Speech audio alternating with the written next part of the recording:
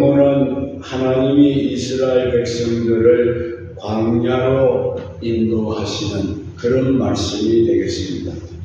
애굽에서 가나안으로 가는 직선 거리는 일주일이면 넉넉히 들어가고도 남는 길이었습니다.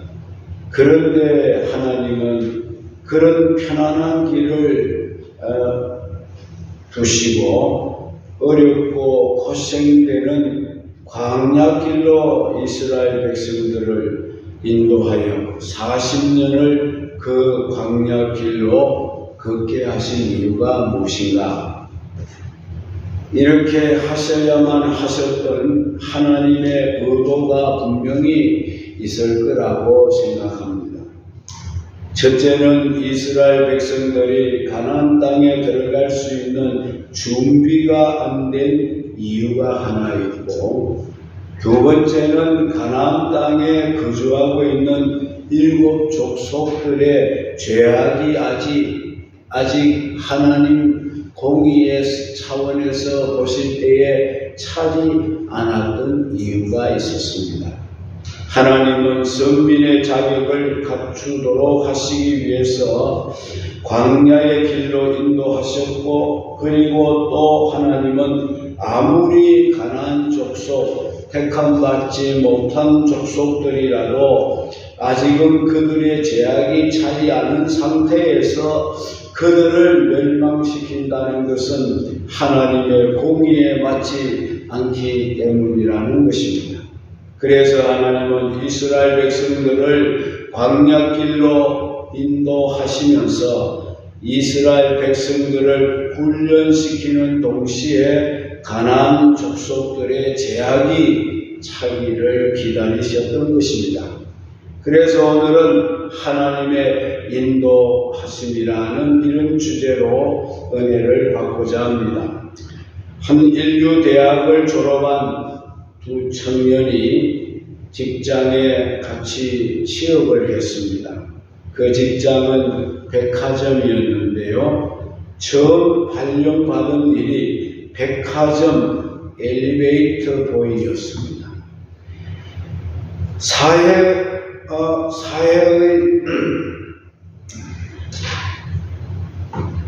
발령의 이 회사의 발령의 두 청년은 적잖은 당황을 했습니다.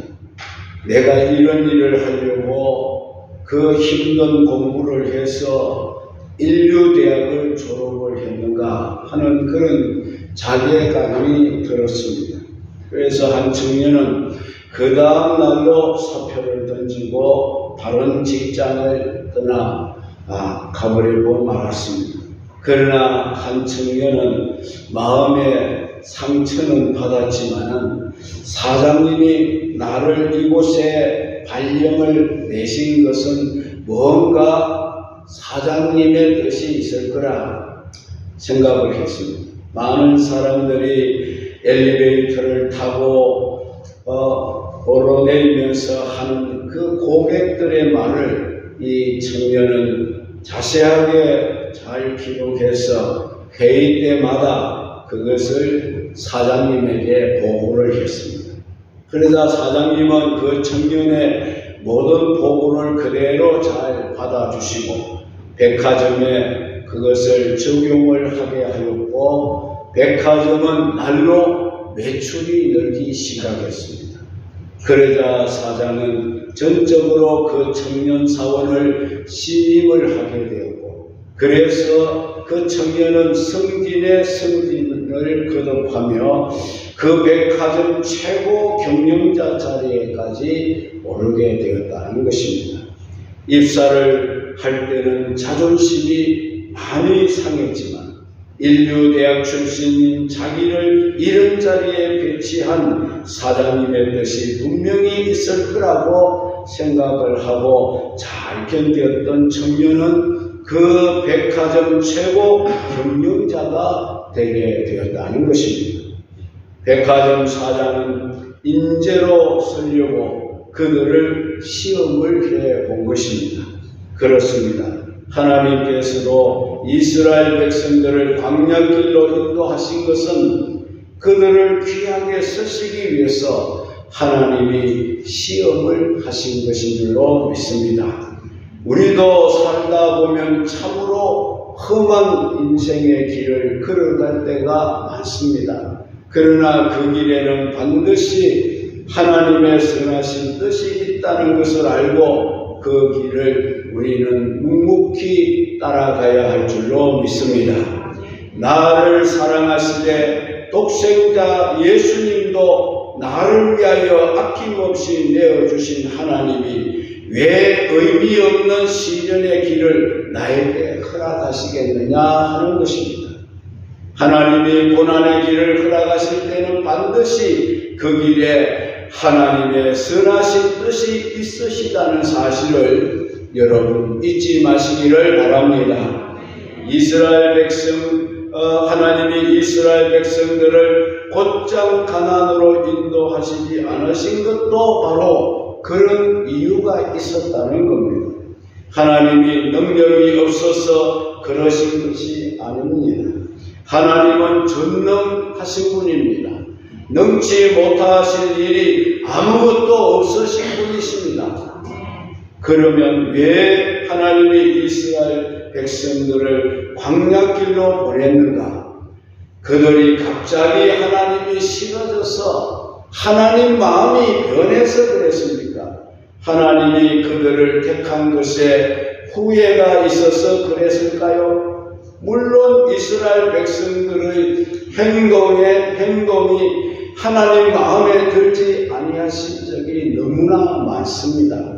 12정탐들이 가나안 땅을 탐지하고 돌아와서 그들의 보고를 듣고 이스라엘 백성들이 행한 행동은 충분히 하나님을 실망시켜 드릴 수가 있었습니다. 그렇다고 해서 하나님이 이스라엘 백성을 미워해서 광야길로 내몰았을까요? 결코 그렇지 않습니다.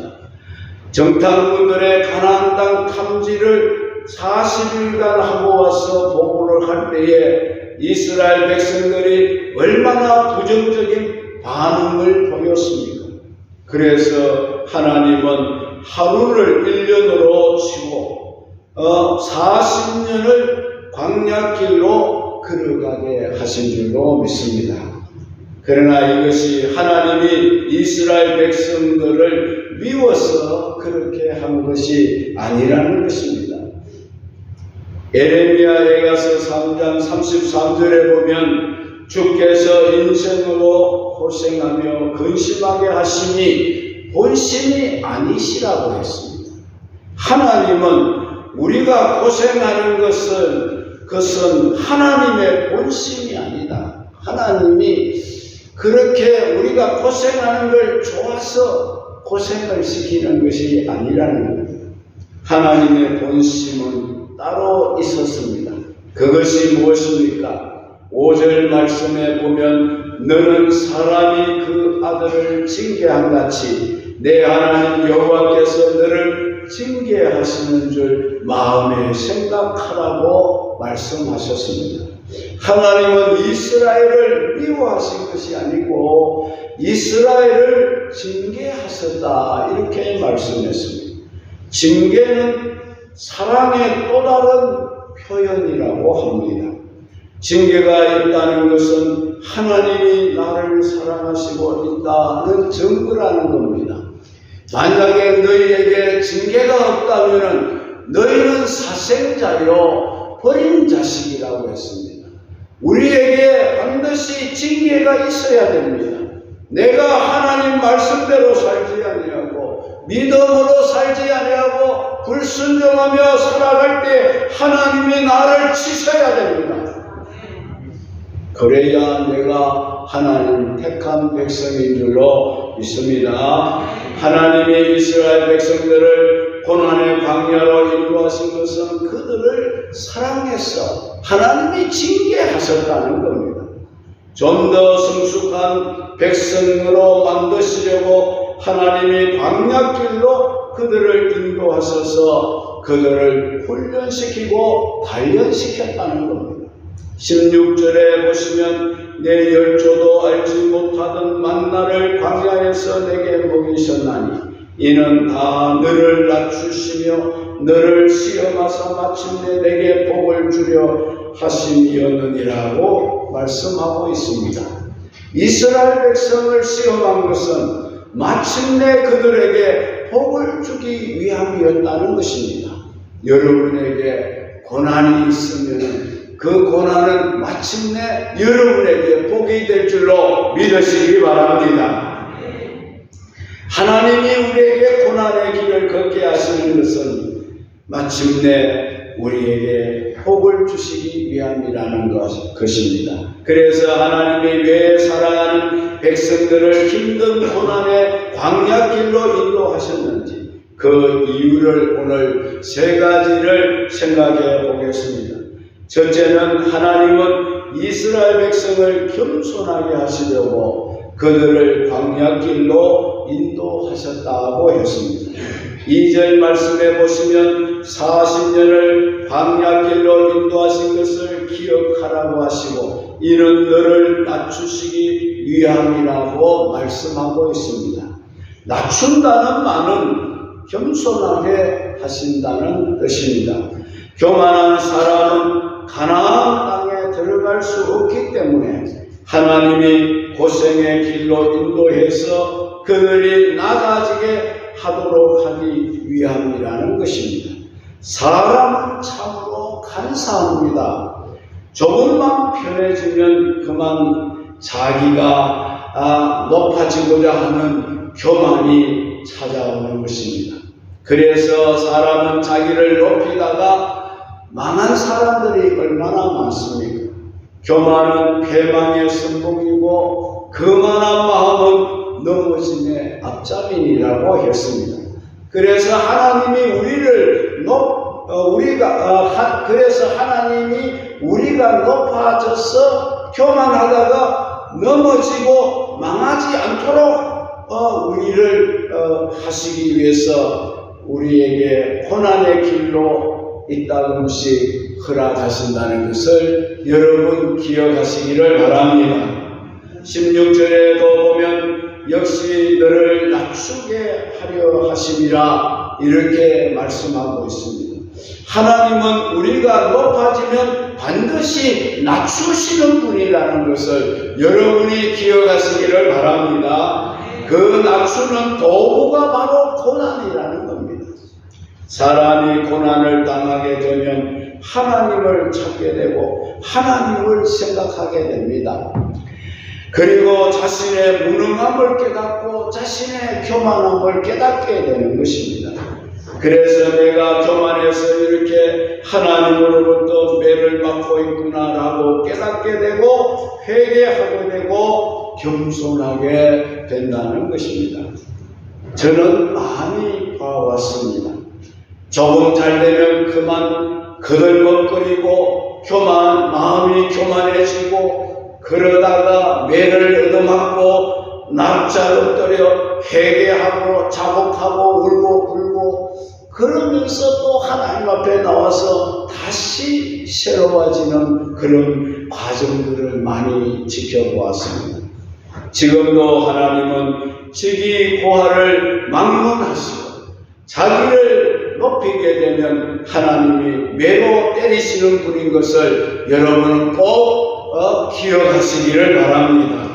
그래서 항상 자신을 돌아보고 내가 높아지지는 않았는가, 내 마음을 높이고 있지는 않는가, 내가 교만하지 않는가 늘 자신을 살펴야 합니다. 그러므로 우리는 언제나 나를 낮추고 주님만을 높이는 삶을 살아야 하겠습니다. 하나님은 겸손을 원하십니다. 하나님은 겸손한 사람에게 은혜를 베푸십니다. 교만은 반드시 하나님이 꺾어놓습니다. 우리가 언제든지 온유하고 겸손하게 살면 언제든지 하나님을 만날 수가 있습니다.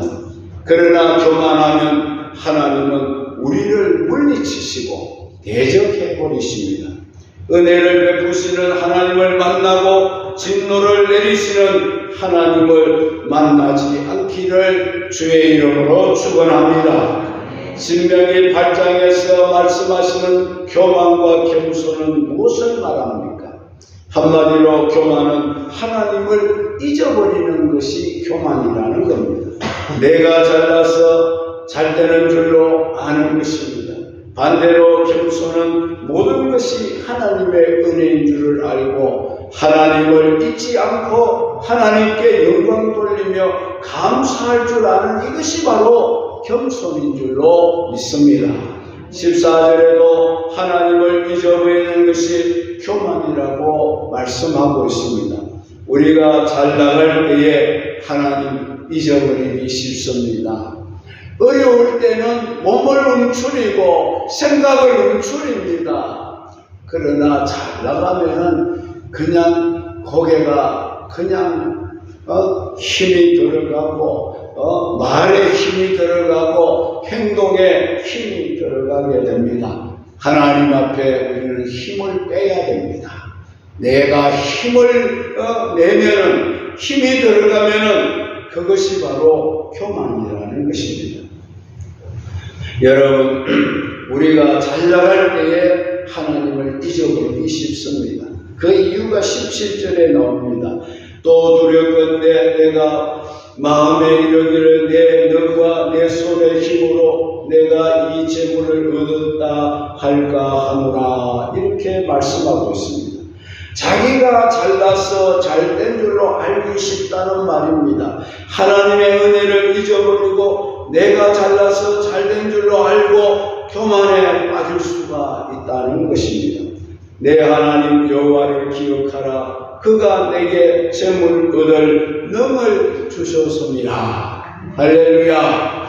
내가 잘되면 내가 잘해서 잘되는 것이 아니라 하나님이 내게 재물 얻을 능을 주셔서 내가 이렇게 잘된다. 그런 마음을 가지셔야 합니다. 그러므로 우리는 언제나 하나님의 은혜로 내 삶이 형통하게 된 줄을 알고 하나님께 감사하며 살아야 합니다. 나는 언제나 하나님 등 뒤에 숨어야 합니다. 하나님 뒤에 숨어야 합니다. 내 앞에는 언제나 하나님을 내세우는 삶이 되어야 합니다. 하나님이 다 했습니다. 하나님이 해주셨습니다. 하나님의 은혜였습니다. 하나님이 살려주셨습니다. 계속해서 내 앞에 하나님을 모셔야 됩니다. 혹여라도 내가 하나님 앞에 나서게 되면 넘어진다는 사실을 알고 절대로 하나님보다 앞서는 일이 없으시기를 바랍니다. 하나님이 다른 모든 죄보다 교만죄를 더 싫어하십니다. 다른 모든 죄는 다 하나님 앞에 벌벌 떨고 도망을 가지만은 교만죄는 하나님을 오히려 대적하고 달라들기 때문이라는 것입니다. 바로가 그랬습니다. 헤롯 왕이 그랬어요. 사울이 그랬습니다. 네로 황제가 그랬습니다. 하나님께 그들이 대들다가 다 깨지고 망하고 말았습니다. 우리는 하나님 앞에서 스스로 겸손하기를 바랍니다. 그렇게 하지 아니하면 하나님이 강제로 우리를 겸손하게 만드실 수가 있다는 것입니다. 겸손하게 만드는 방법이 뭡니까? 광야길로 인도하시는 것입니다. 모세도 그랬습니다. 바울도 그랬습니다. 한껏 높아져 있던 모세를 하나님이 저대로는 이스라엘 백성들의 영도자로 삼기가 어렵다고 생각하시고 모세를 이제 겸손하게 만들기 위해서 광야길로 가게 하는 수밖에 없었던 것입니다. 그러므로 우리는 항상 하나님을 높이고 나는 낮추고 하나님을 앞세우고 나는 항상 하나님 등 뒤에서 따라가는 그런 삶이 되기를 바랍니다. 두 번째는 이스라엘 백성들의 순종 여부를 시험하기 위해서 광야길로 백성들을 인도하셨다는 겁니다.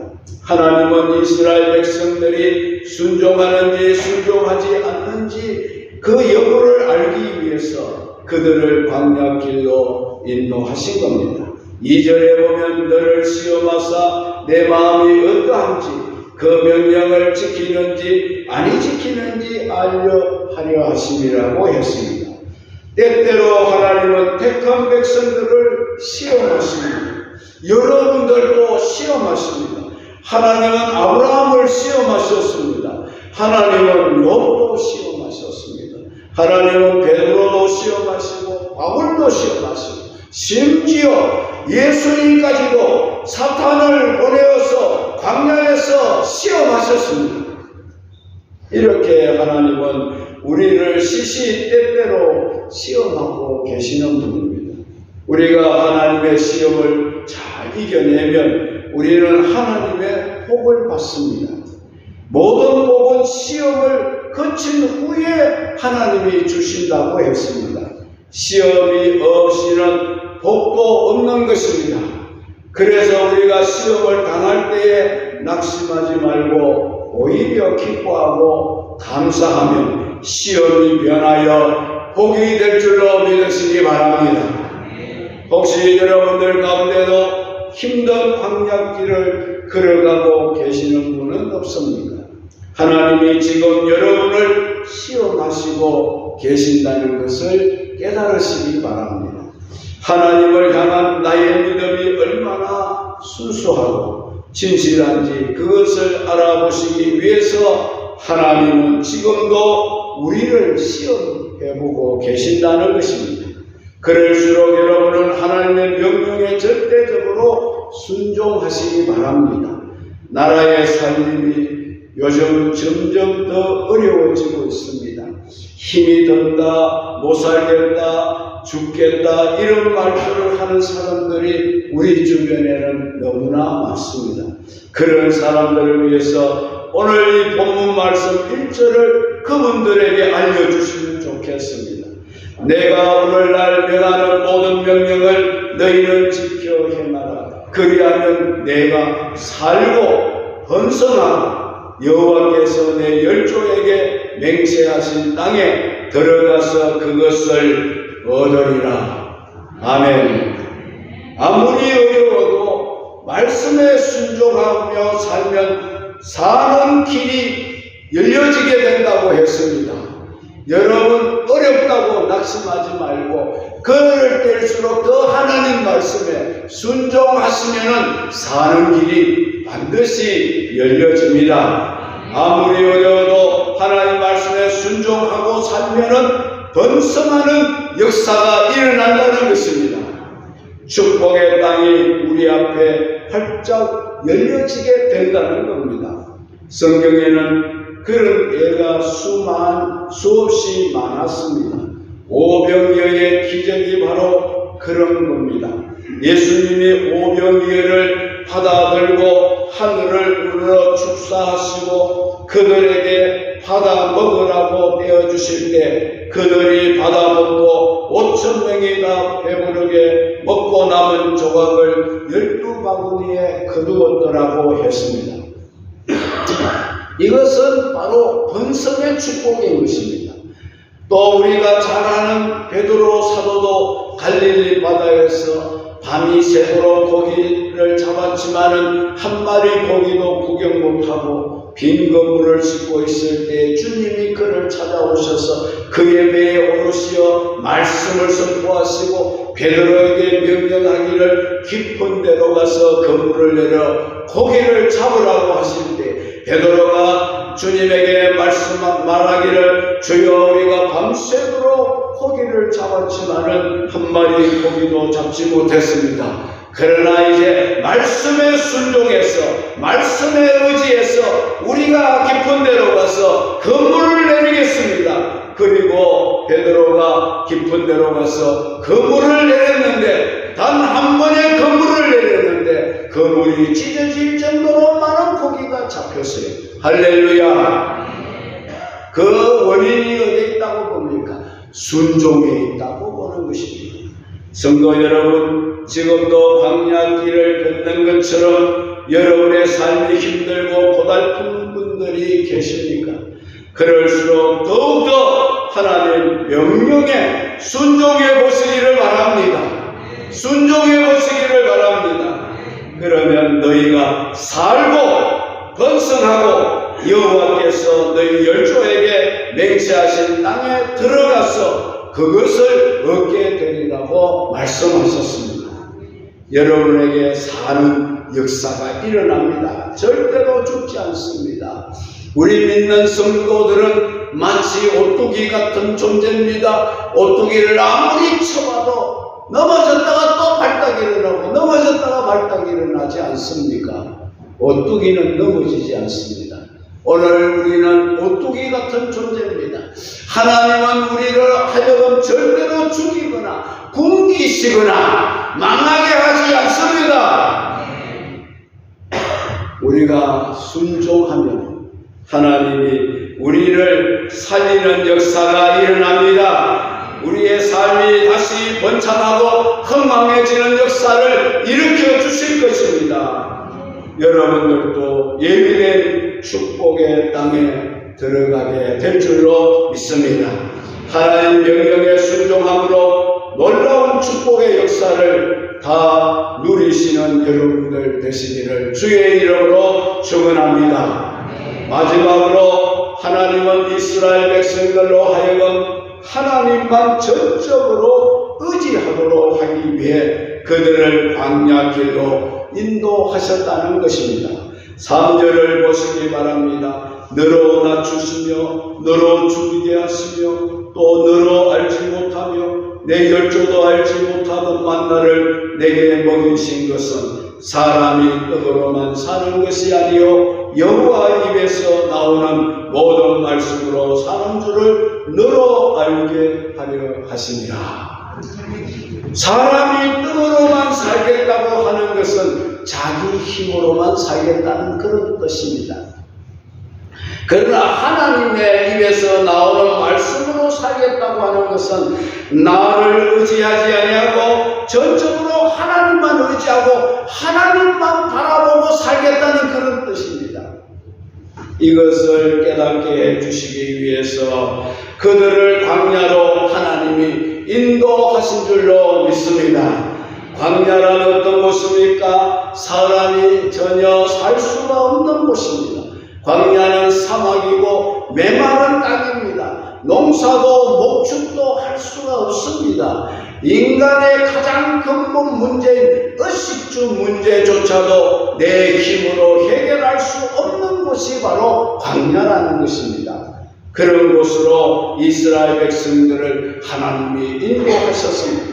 그것도 하루 이틀이 아니라 40년간을 그들을 인도하셨습니다. 그 이유가 무엇입니까? 나의 힘을 의지하지 말고 오직 하나님만 바라보고 하나님만 의지하고 하나님께만 도움을 구하라는 그런 뜻으로 그들을 광야 길로 인도하신 줄로 믿습니다. 그들은 그곳에서 아무것도 할 수가 없고 오직 하늘만 바라보고 살아야만 했습니다. 그리고 그 하나님만 의지하고 살아야만 했습니다. 오직 주님만 바라보고 살았던 그들을 하나님은 광야에서도 버리지 않았습니다. 굶주리지 않게 했습니다. 목마르지 않게 했습니다. 그들은 더위에서 죽지 않게 했습니다. 추위로 죽지 않게 했습니다. 그들의 옷이 헤어지지 않게 했습니다. 그들이 굶주릴 때 하나님은 하늘에서 만나를 내려 주었습니다. 만나는 땅의 소산물이 아닙니다. 이스라엘 백성들이 소도로 농사를 해서 수확한 것이 만나가 아닙니다. 하늘에서 내려주신 양식인 것입니다. 그들이 배가 고플 때 하나님이 이 하늘의 양식을 먹여주신 겁니다. 목이 마를 때는 반석에서 샘이 터져 물을 마시게 해 주었습니다. 갈 길을 알지 못하는 그들을 위해서는 낮에는 구름 기둥을 띄워주시고 밤에는 불 기둥을 띄워주셔서 그들의 발걸음을 친히 인도해 주셨습니다. 4절 말씀에 그들이 광야길을 40년간 헤매는 동안에 그들의 의복이 헤어지지 않게 하시고 그들의 발이 부러뜨지 않게 해 주셨다는 것입니다. 그들의 건강도 하나님이 다 책임져 주셨습니다. 어신주를 책임져 주셨고 그들의 건강도 책임져 주셨습니다. 그들에게 자신의 힘을 의지하지 말고 너희들은 오직 하나님만 의지해야 산다는 것을 철저하게 깨닫게 해주신 것이 광야 40년 그 광야의 길이었습니다. 그래서 그들을 광야로 인도하신 겁니다. 여러분들도 힘이 들고 어려우시죠. 그럴수록 남을 의지하지 마십시오. 사람을 의지하지 마십시오. 하나님만 바라보시고 하나님만 의지하시기를 바랍니다. 아이가 베란다에서 놀다가 난간을 잡고 기어 올라갔습니다. 그러다가 난간 밖으로 넘어갔어요. 이 아이가 그 난간대를 붙잡고 자기 힘으로 올라오겠다고 아무리 몸부림쳐도 올라올 수가 없습니다. 간신히 난간을 붙잡고 아이는 있는 힘을 다해서 아빠를 불렀습니다. 그리고 어제 아빠를 불렀더니 아빠가 안방에 있다가 그 아이의 다급한 목소리를 듣고 무슨 일이 생겼는가 싶어서 아빠가 밖으로 나와봤습니다. 그러니까 이 아이가 베란다 난간대에 매달려서 아빠하고 부르고 있습니다. 그래서 그 아버지가 손살같이 달려가서 그 아이의 손을 꽉 잡았습니다. 그리고 그 아이를 당겨 올렸습니다. 여러분, 그 아이가 자기가 난간을 붙들고 있는 것이 더 안전했을까요? 아버지의 손이 그 아이의 손을 잡아 올리는 것이 더 안전했을까요? 아버지가 그 아이의 손을 붙들어 줄 때 그 아이는 더 안전하게 되었을 것입니다. 그렇습니다. 아버지가 아이의 손을 붙들어 줄 때 아이는 더 안전함을 느끼게 되고 거기서 건짐을 받게 된 줄로 압니다. 이와 같이 우리도 내가 내 힘을 의지하고 내 손을 의지하고 나의 인생의 문제를 해결해 보려고 한다면 절대로 그게 안전한 방법이 아니라는 것입니다. 나의 손을 하나님 아버지께 맡길 때에 나도 안전하게 될 줄로 믿습니다. 내가 내 손으로 무엇을 쥐고 있다고 해서 안전한 것이 아닙니다. 내가 잡고 있다고 해서 그 안전한 것이 아닙니다. 내 팔은 힘이 하나님 팔보다 힘이 없습니다. 내가 잡고 있는 것은 점점점 힘이 빠지면서 놓을 수밖에 없습니다. 그러나 우리 하나님은 힘 있는 팔입니다. 능력의 팔입니다. 그 팔에 붙들리면 절대로 하나님은 놓치지 않습니다. 내가 하나님의 손에 붙잡혀 있을 때 안전한 것입니다.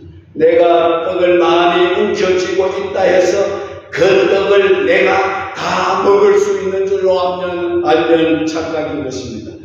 하나님이 먹을 수 있도록 해주지 않으시면 하나도 내가 그 떡을 먹을 수가 없습니다. 어리석은 부자와 같습니다. 아무리 많은 것을 쌓아두어도 하나님이 먹게 하시지 않으시니 그날 밤에 그 영혼을 하나님이 찾아가시니 그 쌓아놓은 모든 것이 누구시 되겠느냐고 말씀하셨습니다.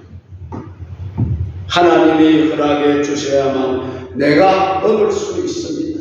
그러나 나에게 아무것도 없을지라도 나는 아무것도 없을지라도 하나님이 말씀하시면 만나로 나를 먹여주실 줄로 믿습니다.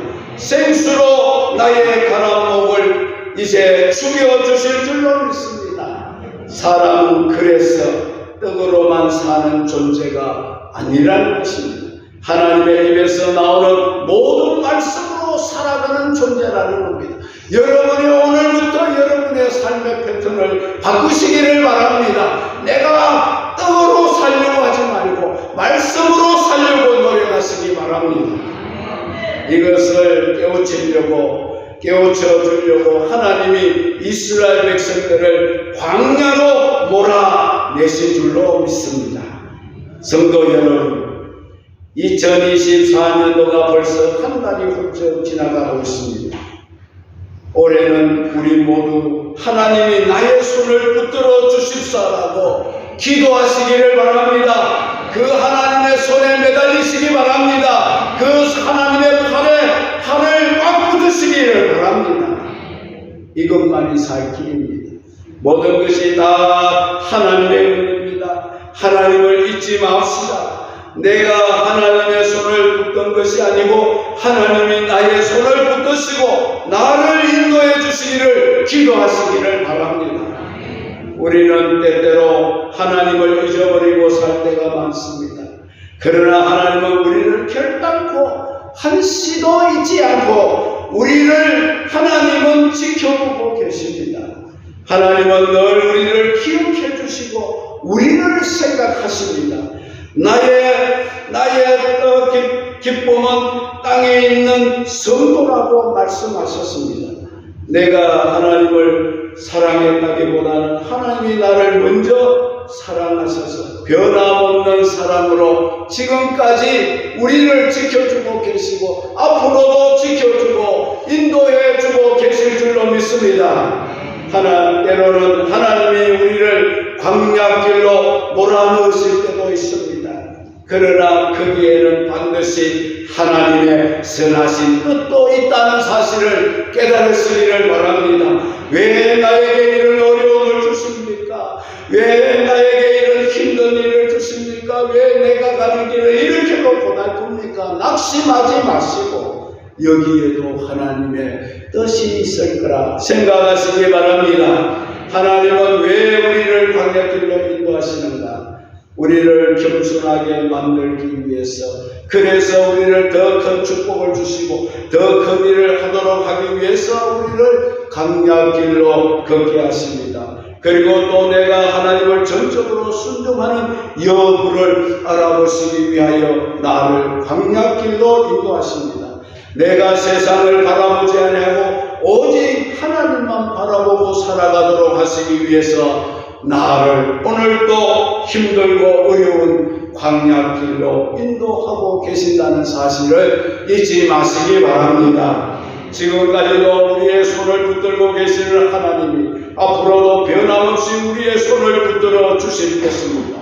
축복의 땅, 약속의 땅, 영적 가나안 복지에 들어갈 때까지 하나님은 우리의 손을 놓지 않고 꼭 붙들고 가실 줄로 믿습니다.